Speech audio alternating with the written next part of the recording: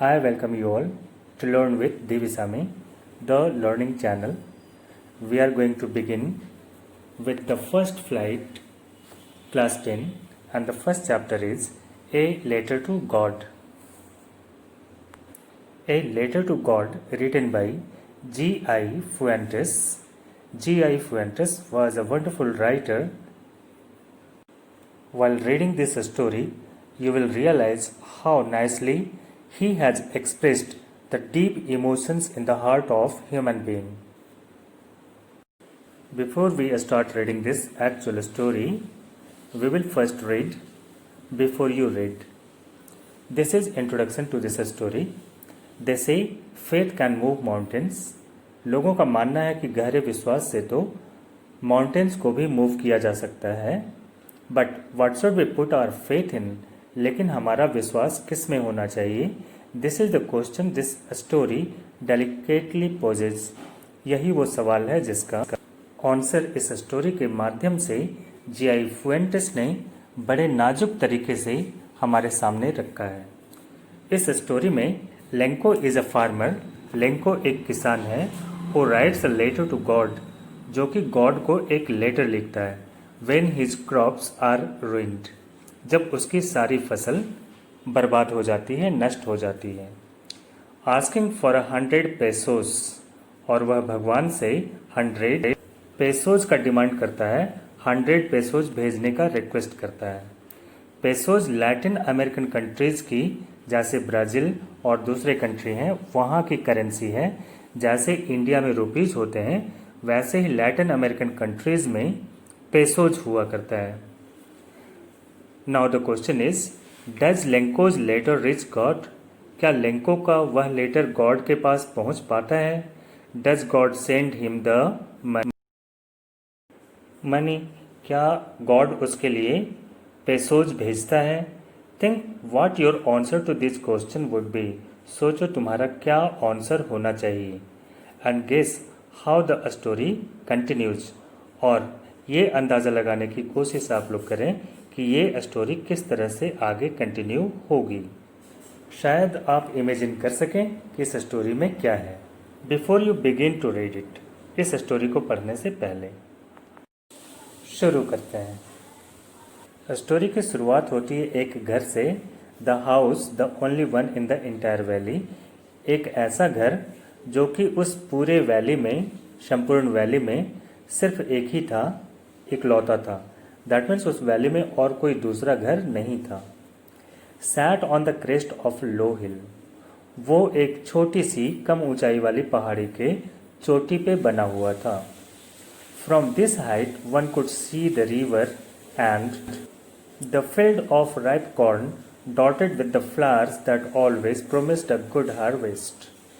उस ऊंचाई से कोई भी सामने नदी को देख सकता था और कटने के लिए तैयार राइप कॉर्न के उन खेतों को देख सकता था जिसमें अभी भी बहुत सारे फ्लावर्स थे. और ऐसे फ्लावर्स का होना इस बात की आशा बनाते थे कि फसल बहुत अच्छी होने वाली है, उपज बहुत अच्छी होगी. The only thing the earth needed was a downpour और एटलिस्ट शावर.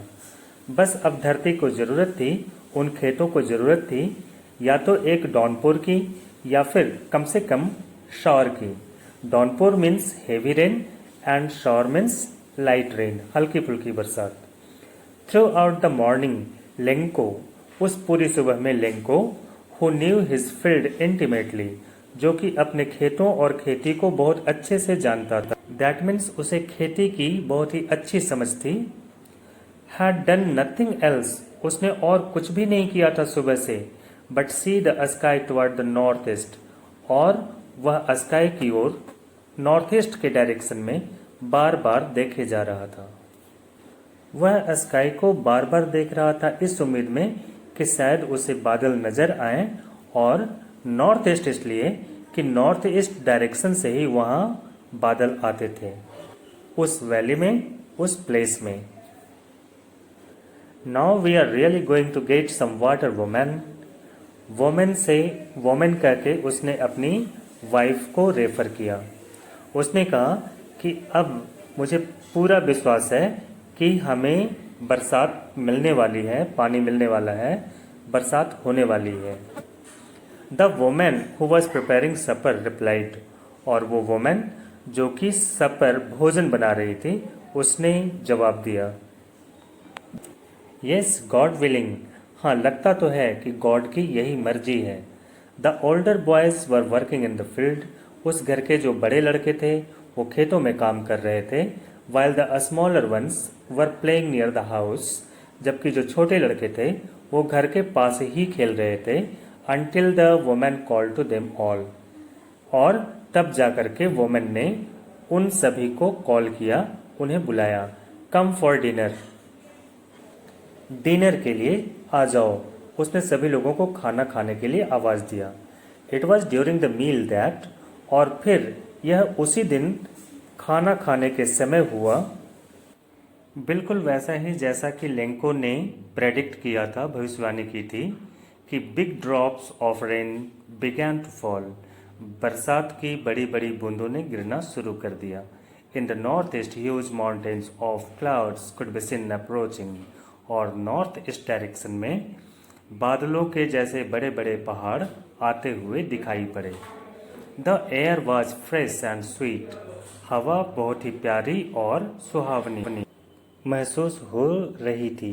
यहाँ पे हम लोग फ्रेश को सुहावनी बोल सकते हैं या ताज़ी हवा कह सकते हैं। The man went out for no other reason than to have the pleasure of feeling the rain on his body, और वो आदमी दैट इज़ लेंको सिर्फ इसलिए बाहर निकला, बाहर निकलने का और कोई दूसरा कारण नहीं था, सिर्फ इसलिए वह बाहर निकल के आया जिसमें कि उस बरसात की बूंदों को शरीर पे गिरने के आनंद को उठा सके। And when he returned he exclaimed, और जब वापस लौटा तो वो उसने एक्सक्लेम किया, यानी बहुत ही उत्साह से उत्तेजित होकर कहा, this aren't rain drops falling from the sky, ये आकाश से, स्काई से गिरने वाली रेन ड्रॉप्स नहीं है, बरसात की बूंदें नहीं हैं। दे आर न्यू कॉइन्स, वे नए सिक्के हैं। The big drops are 10 cent pieces, ये जो बड़ी बूंदें हैं वो 10 सेंट के बराबर हैं और छोटी बूंदें 5 सेंट के बराबर हैं। With a satisfied expression he regarded the field of ripe corn with its flowers.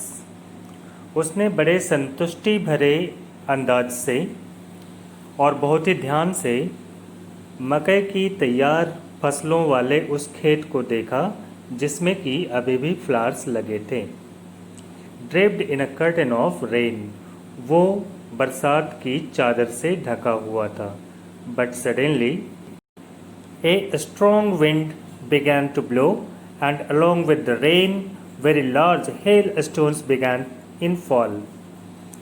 अचानक ही तेज हवा चलनी शुरू हो गई और बारिश की बूंदों के साथ साथ बड़े बड़े बर्फ के टुकड़े भी गिरने लगे। These truly did resemble new silver coins. वो सचमुच के चांदी के सिक्कों की तरह दिख रहे थे। The boy, exposing themselves to the rain, ran out to collect the frozen pearls. और जो लड़के थे वो बाहर बरसात में उन फ्रोजन पर्ल्स को, जमे हुए मोती के दानों को चुनने के लिए बाहर दौड़ने लगे। It's really getting bad now, exclaim the man, वो आदमी चिल्ला उठा, अब तो वाकई बहुत बुरा हो रहा है। I hope it passes quickly, अब तो मैं सिर्फ यही उम्मीद कर सकता हूँ कि यह जल्दी से समाप्त हो जाए। It did not pass quickly, यहाँ लेंको उम्मीद कर रहा था कि यह जल्दी से समाप्त हो जाए। It did not pass quickly, लेकिन यह जल्दी समाप्त नहीं हुआ। For an hour the hail rained on the house, the garden, the hill side, the cornfield, on the whole valley, और लगभग 1 घंटे तक बर्फ वैसे ही गिरती रही, घरों पे, बगीचे में, हिल साइड पे, मकई के खेतों में, ऑन द होल वैली, और उस पूरी घाटी में। The field was white as if covered with salt, पूरे खेत सफ़ेद दिख रहे थे, ऐसा लग रहा था जैसे वो नमक से ढके हुए हों, बिल्कुल सफ़ेद। अगले पैराग्राफ में उस हेल स्टॉर्म के बाद की स्थिति, not a leaf remained on the tree, पेड़ों के ऊपर एक पत्ता तक नहीं बचा था। The corn was totally destroyed, corn की फसल पूरी नष्ट हो गई थी। The flowers were gone from the plants, plants के ऊपर से फ्लावर्स पूरी तरह से नष्ट हो गए थे। Lencho soul was filled with sadness, Lencho का दिल उदासियों से भर गया था। And when the storm had passed, और जब तूफान समाप्त हुआ, he stood in the middle of the field and said to his sons, वह जाके अपने खेतों के बीच में खड़ा हो गया और उसने अपने बेटों से कहा, a plague of locust would, even अगर एक प्लेग ऑफ लॉकस्ट ने अटैक किया होता, यहाँ प्लेग कलेक्टिव नाउन है, लॉकस्ट मीन्स टिड्डियों का दल, यानी टिड्डियों के एक झुंड ने भी अटैक किया होता तो शायद इससे ज़्यादा छोड़ गए होते। टिड्डी एक तरह का कीड़ा होता है जो तैयार फसलों के ऊपर आकर अटैक करता है और तैयार फसल को और उसके दानों को, उसके पत्तों को, सब कुछ को खा जाता है, समाप्त कर देता है। तो इस हेल स्टॉर्म के बाद लेंको ने खेत के बीच में खड़ा होकर अपने लड़कों से कहा कि अगर लॉकस्ट के झुंड ने भी अटैक किया होता तो भी फसल को इस तरह से नष्ट नहीं करते, कुछ न कुछ छोड़ जाते। But the hell has left nothing, लेकिन इस बर्फ की बरसात ने कुछ भी नहीं छोड़ा है। This year we will have no corn, अब इस साल हम लोगों के पास कॉर्न नहीं होगा, मकई नहीं होंगे। That night was sorrowful one, वह रात वाकई बहुत ही दुख से भरी थी।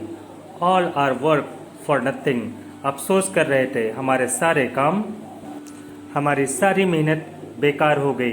There is no one who can help us, कोई भी नहीं है जो ऐसे वक्त में हमारी मदद कर सके। Will all go hungry this year, और हम लोग सभी इस पूरे साल हमें भूखा रहना होगा। तो इस स्टोरी के बाद एक इंटरवल है, इस इंटरवल में कुछ ओरल कॉम्प्रिहेंशन चेक हैं, 4 छोटे छोटे क्वेश्चन हैं और उन्हें इम्प्रेसिव तरीके से आंसर करने की आपने प्रैक्टिस करनी है।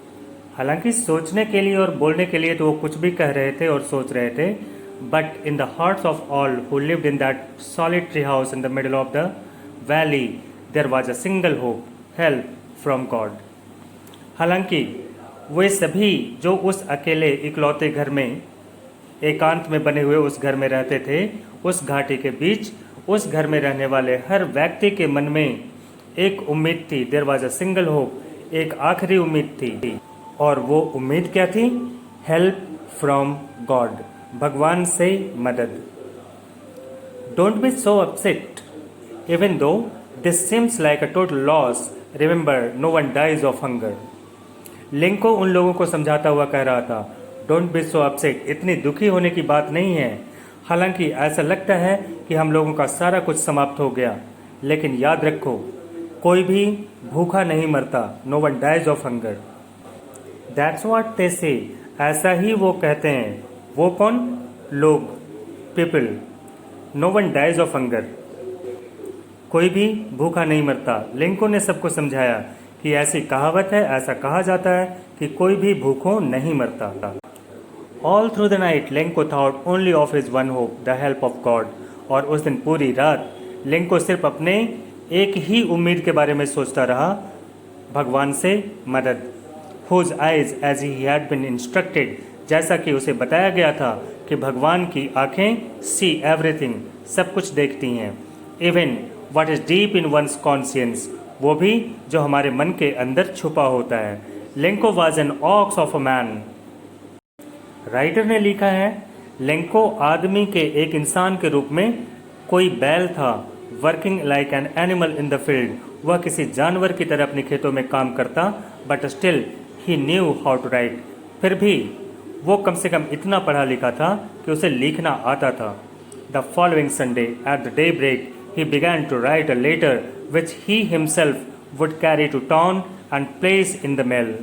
और अगले दिन संडे को बिल्कुल सुबह, यानी कि डे ब्रेक के समय, सुबह निकलने के समय, he began to write a letter, उसने एक लेटर लिखना शुरू किया जो उसने फैसला किया था कि खुद ही लेकर टाउन तक जाएगा और जाकर के मेल बॉक्स में डालेगा।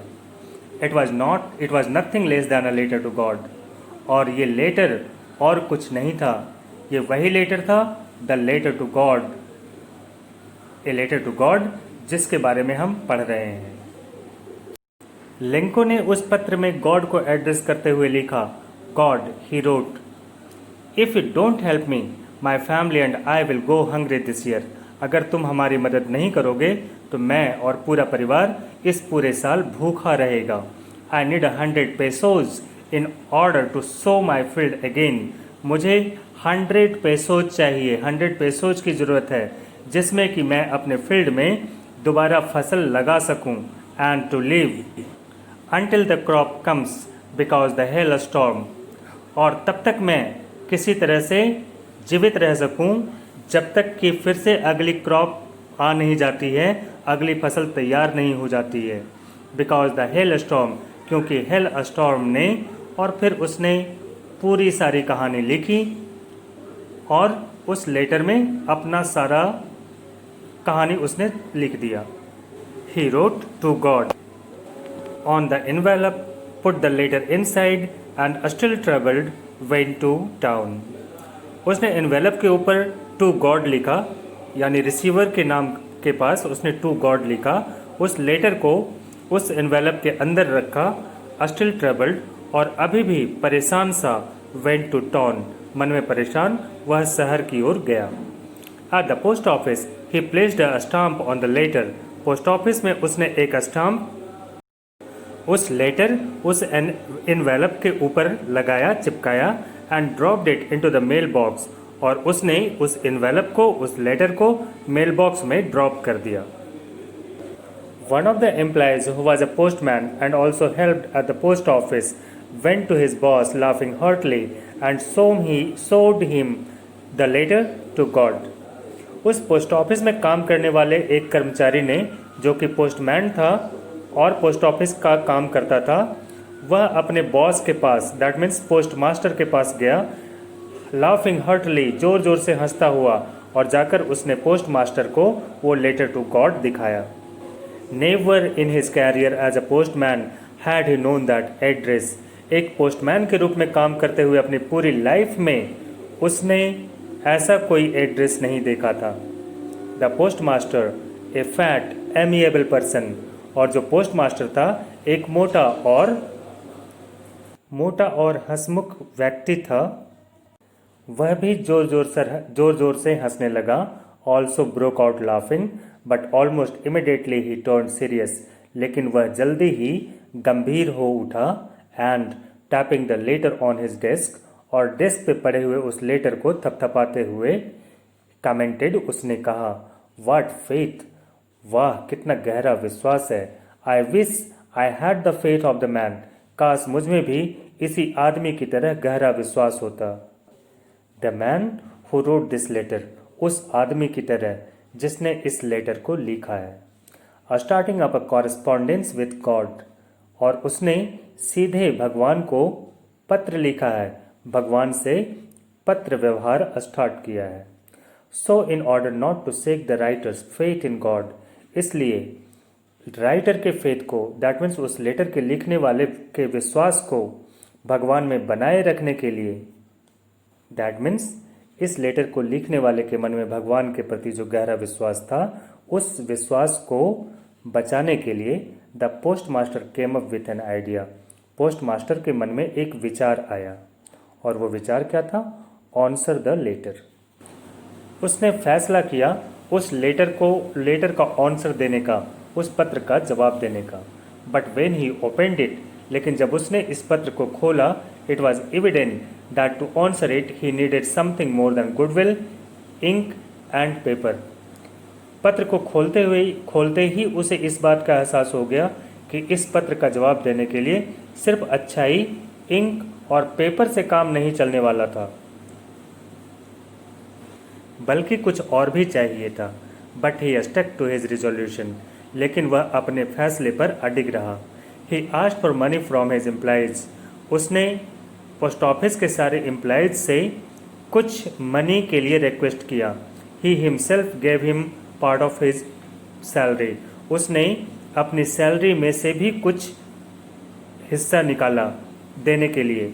And several friends of his were obliged to give something for an act of charity, और उस पोस्टमास्टर ने अपने बहुत सारे दोस्तों को भी इस बात के लिए एग्री किया कि वे लोग पुण्य के नाम पे, धर्म के नाम पे, भगवान के नाम पे कुछ न कुछ दें, और उन लोगों ने दिया।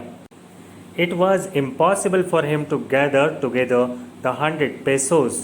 हालांकि फिर भी उसके लिए 100 पेसोज इकट्ठा कर पाना नामुमकिन साबित हुआ। So he was able to send the farmer only a little more than half. इसलिए वह किसान को उसने आधे से कुछ ज़्यादा देने का फैसला किया, भेजने का फैसला किया। He put the money in an envelope addressed to Lenko and with it a letter containing only a single word as a signature, God। उसके पास पूरे 100 पेसोज इकट्ठा नहीं हो पाए, तो उसने जितना इकट्ठा हुआ था 100 पेसोज के हाफ से कुछ ज़्यादा, दैट मीन्स 50 पेसोज से कुछ ज़्यादा वो इकट्ठा कर पाया, और वही देने का उसने फैसला किया। उसने उस मनी को इन्वेलप में डाला, उस पर एड्रेस लिखा लेंको का, और उसमें एक पत्र भी डाला। उस पत्र में उसने सिर्फ एक ही वर्ड लिखा था, और वो वर्ड था सिग्नेचर, गॉड का। सो उस पोस्टमास्टर ने एनवेलप के अंदर पैसे दे करके और लेंको का एड्रेस लिख के सुरक्षित रख दिया, और उस एनवेलप में लेंको को विश्वास दिलाने के लिए एक कागज़ रखा और उस पर गॉड का सिग्नेचर किया। इसके बाद फिर से एक छोटा सा ब्रेक है, इसमें ओरल कॉम्प्रिहेंशन चेक है, और ओरल कॉम्प्रिहेंशन चेक को आप लोग इम्प्रेसिव तरीके से पूरा करेंगे। The following Sunday Lencho came a bit earlier than usual to ask if there was a letter for him. और अगले संडे को लेंको समय से, जिस समय वो अक्सर आया करता था, उससे कुछ ज़्यादा ही जल्दी आ गया यह पूछने के लिए कि क्या उसके लिए कोई लेटर आया है। It was the postman himself who handed the letter to him. Postman ने खुद ही अपने हाथ से ले जाकर उसे लेटर दिया। While the postmaster experiencing the contentment of a man who has performed a good deed looked on from his office। और पोस्टमास्टर अपने मन में पूरे संतुष्टि की भावना के साथ, जैसा किसी ऐसे आदमी के मन में संतुष्टि की भावना होती है जिसने कोई अच्छा काम किया हो, उसी संतुष्टि की भावना के साथ वह ऑफिस से देख रहा था। Lanco showed not the slightest surprise on seeing the money, such was his confidence, but he became angry when he counted the money। और लेंको, उसका भगवान में इतना पक्का विश्वास था, गॉड में इतना ज़्यादा कॉन्फिडेंस था कि इन्वेलप को और इन्वेलप में रखे हुए मनी को देख के उसके चेहरे पे थोड़ा भी सरप्राइज नहीं हुआ, उसके मन में सरप्राइज की कोई भावना नहीं आई। बट ही बिकेम एंग्री, लेकिन वह एंग्री हो उठा, उसके मन में गुस्से की भावना आ गई। When he counted the money, जब उसने उस मनी को काउंट करके देखा। God could not have made a mistake, भगवान ऐसी गलती नहीं कर सकता। Nor could he have denied Lanco what he had requested, भगवान न तो ऐसी गलती कर सकता है और न ही उसे लेंको के रिक्वेस्ट को मना करने की कोई ज़रूरत थी। इस पैराग्राफ को जरा हम आसान शब्दों में अपनी भाषा में समझते हैं। लेंको को गुस्सा आ गया। हम सबको पता है कि पोस्टमास्टर ने 50 से कुछ ज़्यादा पेसोज उसमें रखे थे, तो लेंको ने उसे काउंट करके देखा, 100 पेसोज नहीं थे उसमें, तो उसे गुस्सा आ गया। उसे भगवान पे, उसे गॉड पे बहुत ही पक्का यकीन था। उसने सोचा कि गॉड से तो ऐसा मिस्टेक हो नहीं सकता कि उसने 100 मांगा और उसने कम दिया हो। सेकंड, वो ये सोच रहा था कि आखिर गॉड को कम भेजने की क्या ज़रूरत है, गॉड के पास किस चीज़ की कमी है, गॉड के पास तो बहुत सारे पेसोज हैं। तो ना तो गॉड ने मिस्टेक किया होगा और न ही गॉड ने उसे कम भेजा होगा। गॉड ने ज़रूर सारे पैसे पूरे भेजे, लेकिन लगता है रास्ते में कुछ न कुछ गड़बड़ हो गई। Immediately Lencho went up to the window to ask for paper and ink. Lencho जल्दी से विंडो के पास पहुंचा और विंडो के पास जाके उसने पेपर और इंक मांगा, डिमांड किया।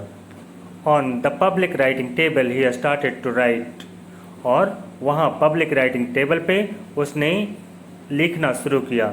With much wrinkling two of his bro caused by the effort he had to make to express his ideas।